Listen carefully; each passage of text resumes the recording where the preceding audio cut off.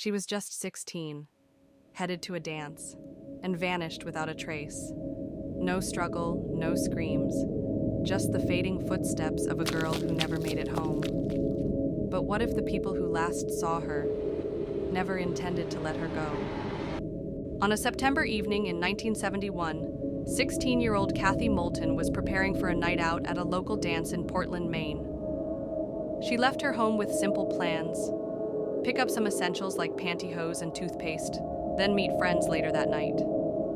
After stopping at a music shop on Forest Avenue to visit a friend, Kathy was last seen walking home, just a mile and a half away.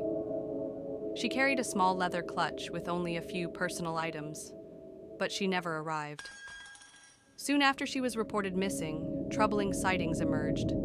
Kathy was allegedly seen in a stolen blue Cadillac, accompanied by a friend named Lester Everett and a second man, Ronald Reed Purley, both far from trustworthy. They were spotted at a garage in northern Maine, where employees recalled Ronald acting controlling, even escorting Kathy to the bathroom with his hand firmly on her neck. Kathy and Lester later appeared on a farm in rural Aroostook County, working in the potato fields.